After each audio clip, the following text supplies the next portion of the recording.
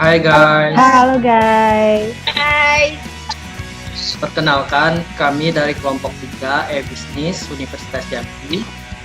Nama saya Thomas Muhammad Al-Farabi, Prodi Manajemen Universitas Jambi. Nama saya Kabudi Liasi dari Prodi Pendidikan Luar Sekolah Fakultas Ilmu Pendidikan Universitas Negeri Yogyakarta. perkenalkan nama saya Kisha, Program Studi Manajemen dari Universitas Jambi. Perkenalkan, nama saya Salsandra Jihan, Prodi Manajemen dari Universitas Jambi.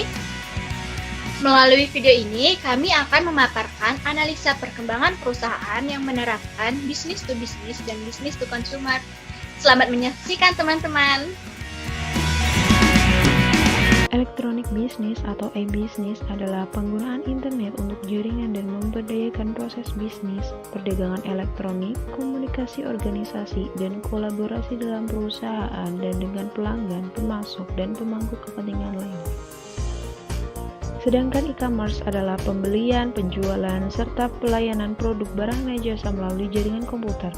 Beberapa perusahaan memilih untuk menggunakan kegiatan bisnis ini sebagai tambahan metode bisnis tradisional, sementara yang lainnya menggunakan internet secara eksklusif untuk mendapatkan para pelanggan yang berpotensi. Secara umum, e-commerce meliputi aktivitas-aktivitas secara online untuk produk, barang, dan jasa yang dapat dibagi menjadi dua jenis, yaitu pertama, business to business atau B2B.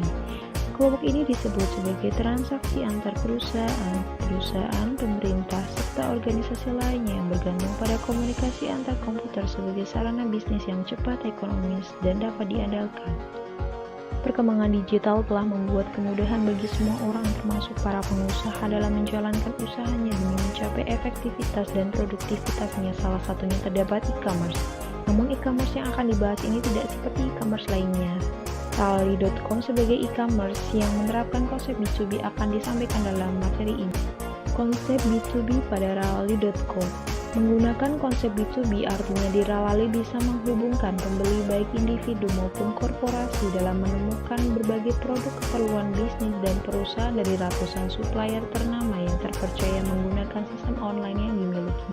Perkembangan bisnis Ralali.com berdiri sejak 2014 oleh Joseph Aditya dengan nama PT Raksasa Laju Lintang yang kemudian disingkat menjadi mudah diingat yaitu Ralali.com sekaligus menjadi nama platform online mereka. Ralali berasal dari ungkapan bahasa Jawa ora lali yang berarti tidak terlupakan. Pada tahun 2016 Ralali.com bertransformasi ke pasar bisnis online atau Ralali 2.0. Ralali menyadari bahwa setiap UMKM memiliki kebutuhan dan tantangan sendiri. Oleh karena itu, tahun 2018 Ralali.com memperkenalkan pasar online vertikal atau Ralali 3.0 Bisnis Inovasi Group atau BIG, di mana Ralali.com lebih mendalami siapa pelanggan serta menggunakan big data untuk memberikan solusi kepada UMKM.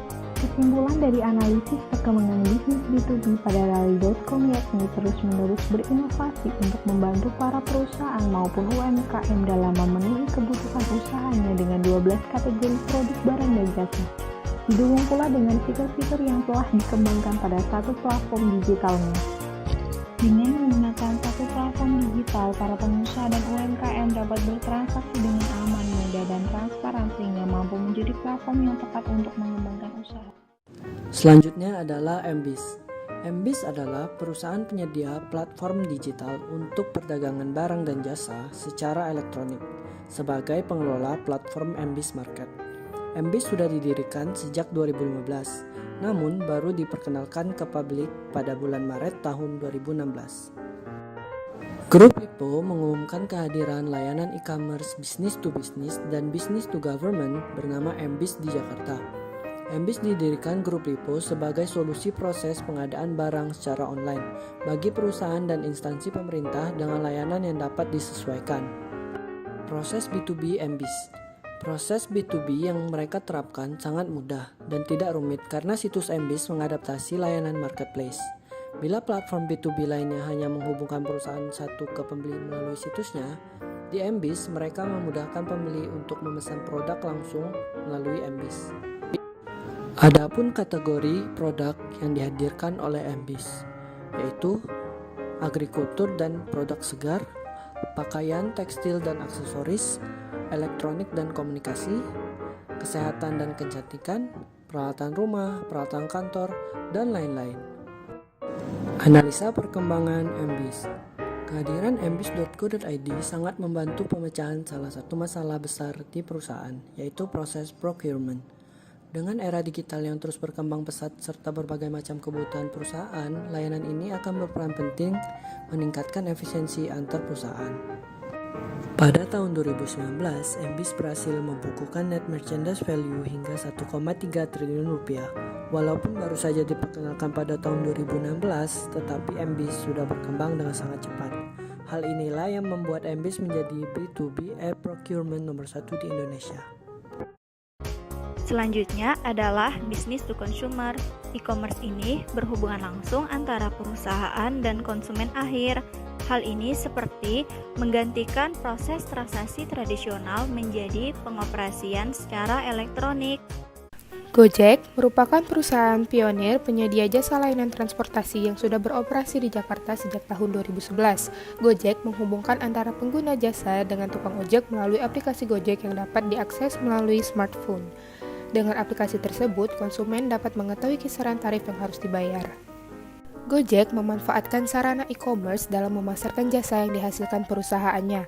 Gojek mengembangkan satu jenis e-commerce, yaitu business to customer yang dilakukan dengan personal online booking. Gojek menawarkan e-commerce terpadu yang memungkinkan calon penumpang Gojek untuk menggunakan jasa kurir, transportasi, delivery makanan, dan belanja. Fitur Gojek yang menarik adalah penumpang dapat menggunakan kredit Gojek dalam setiap transaksinya. Jadi, lebih praktis dan yang tak kalah menarik adalah penumpang dapat memberikan rating dan saran untuk driver Gojek. Dalam memberikan layanan, Gojek memanfaatkan teknologi informasi, antara lain seperti yang tertera dalam slide ini. Analisa perkembangan Gojek. Penerapan e-commerce yang menerapkan B2C pada PT Gojek Indonesia telah berkembang sangat baik. Hal ini dapat dilihat melalui fitur-fitur aplikasi Gojek yang terus bertambah dan bentuk performa pelayanan yang terus ditingkatkan, yaitu mulai dari bagaimana konsumen memesan, proses pelayanan sampai dengan selesainya jasa layanan. Gojek sangat membantu dalam media transportasi yang sangat dibutuhkan oleh customer. Gojek mampu memberikan pelayanan yang dijanjikan dengan tepat dan dapat dipercaya. Tepat waktu seperti pelayanan 90-minute delivery anywhere in the city. Gojek telah melebarkan sayapnya, yaitu mengembangkan teknologi dengan mengintegrasikan aplikasi di 4 negara dan memperkuat posisinya. Gojek beroperasi di Indonesia dan Singapura dengan nama aplikasi Gojek, lalu nama GoViet di Vietnam dan Get di Thailand. Dan pada Agustus 2020 ini, nama aplikasi di Vietnam dan Thailand akan berubah menjadi Gojek, sehingga akan menjadi kesatuan platform dengan Indonesia dan Singapura. Garuda Indonesia. Garuda Indonesia adalah maskapai penerbangan nasional Indonesia. Garuda Indonesia mengembangkan e-commerce untuk meningkatkan kualitas pelayanannya kepada konsumen, yaitu business to consumer yang dilakukan dengan personal online booking. Garuda Indonesia memanfaatkan e-commerce untuk menjalankan aktivitas bisnisnya. Garuda Indonesia menggunakan internet yang ditampilkan dalam website khusus yang bisa diakses konsumen untuk memesan tiket secara online. Garuda Indonesia menawarkan e-commerce terpadu yang disebut dengan 28 Customer Touchpoint yang memungkinkan calon penumpang mengakses servis online, mulai dari before flying sampai after arrival yang disediakan melalui website. Fitur pertama yang disediakan Garuda Indonesia adalah BookFly. Calon penumpang Garuda Indonesia dapat melakukan pemesanan tiket secara online melalui website. Yang kedua, check-in dan e-ticketing. Check-in online dapat meningkatkan efisiensi waktu konsumen tanpa harus mengantri secara manual di bandara. Fitur ketiga adalah tarif and show schedule, di mana jadwal dan tarif diperbarui setiap hari untuk memudahkan calon penumpang menyesuaikan waktu penerbangannya. Yang keempat adalah e-payment. Setelah melakukan reservasi, calon penumpang akan menerima booking kode dan 13. Fitur terakhir adalah Promotion and Touch the Field, di mana promosi ini sangat ditunjang dengan adanya pengembangan touchpoint, di mana calon penumpang yang akan membeli tiket merasakan bagaimana dilayani secara online, mulai dari proses reservasi, pembayaran, memperoleh tiket.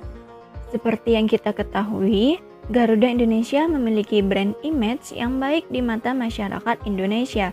Hal ini dikarenakan bagusnya kualitas pelayanan yang diberikan Garuda Indonesia terhadap konsumen.